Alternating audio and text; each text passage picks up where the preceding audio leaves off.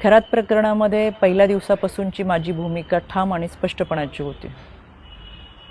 खरातच्या कोणत्याही आर्थिक व्यवहाराशी, जमिनीमधल्या पार्टनरशिपशी दुरान्वये माझा संबंध नव्हता। मी कधी कोणत्या महिलेला खरातकडे घेऊन गेले नाही, ना माझा आक्षेपार्ह फोटो व्हिडिओ होता। पण तरीसुद्धा गेले 1.5-2 महिने अतिशय अश्लील अश्लाघ्य भाषेमध्ये विधानं करत, कोणताही पुरावा नसताना माझ्यावर माझ्या कुटुंबियांवरती केलेले आरोप हे अतिशय वेदनादायक होते। आणि म्हणून आता ही माझी लढाई कायद्याच्या चौकटीतून आहे। इतरांप्रमाणे माझ्या कुटुंबियांनी खरातला गुरु मानलं होतं आणि म्हणून जो पाद्यपूजेचा व्हिडिओ होता तो अतिशय जुना व्हिडिओ होता। त्यावेळेस मी आयोगाचे अध्यक्षही नव्हते, पण तरीसुद्धा खरात प्रकरणाचा तपास हा पारदर्शकपणे व्हावा यासाठी मी राज्य महिला आयोगाच्या अध्यक्षपदाचा आणि प्रदेशाध्यक्षपदाच्या अशा दोन्ही पदांचा राजीनामा दिला। तरीसुद्धा ज्या पद्धतीची चिखलफेक झाली, एआयचा वापर करून ज्या पद्धतीचे व्हिडिओ बनवले गेले आणि सातत्याने बदनाम करण्याचं षडयंत्र जे रचलं गेलं, त्याच्यासाठीची ही लढाई कायद्याच्या चौकटीतून।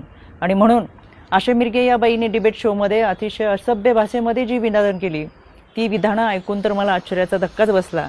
आणि म्हणून मी 4 एप्रिलला पहिली नोटीस ही आशा मिरगेला पाठवली होती।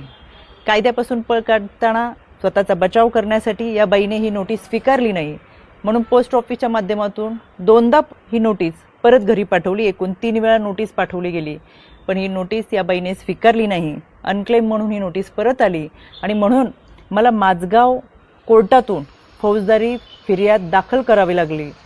माननीय न्यायालयाने याची दखल घेऊन आशा मिरगेला 2 जुलै 2026 रोजी सकाळी 11 वाजता कोर्टात हजर राहण्याची ऑर्डर काढलेली आहे। त्यावेळेस मी देखील हजर असेलच, कारण की हा लढा आता स्त्रीत्वाच्या सन्मानाचा आहे। यामध्ये आशा मिरगेप्रमाणेच इतर काही महिलांनी देखील कोणताही पुरावा नसताना अतिशय बेताल विधानं केली, सातत्याने बदनाम करण्याचा प्रयत्न केला, आरोप केले। कोणताही पुरावा त्या सादर करू शकला नाही। त्या सगळ्यांना 2 दिवसापूर्वी दिल्ली हायकोर्टातून नोटिसा पाठवलेल्या आहेत। दिल्ली हायकोर्टातसुद्धा मी उपस्थित राहणार आहे।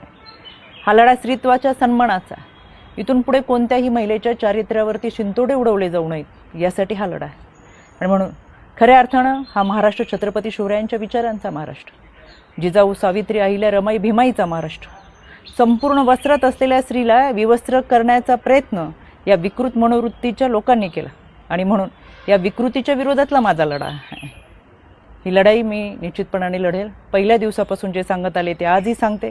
सत्य प्रखरतेने तुमच्या समोर आहे। कोणताही पुरावा नाही, कोणतेही दुष्कृत्य गैरकृत्य कधीही केलेलं नाही। इतरांप्रमाणे आम्ही हे आध्यात्मिक गुरु खरातला मानलं होतं, याच्या पलीकडे आमची कोणतीही भूमिका नव्हती। आणि म्हणून हा लढा मी कायद्याच्या चौकटीतून लढते। 2 जुलै सकाळी 11 वाजता आशा मिरगे हाजीर हो, मी स्वतः माझगाव कोर्टात असेल।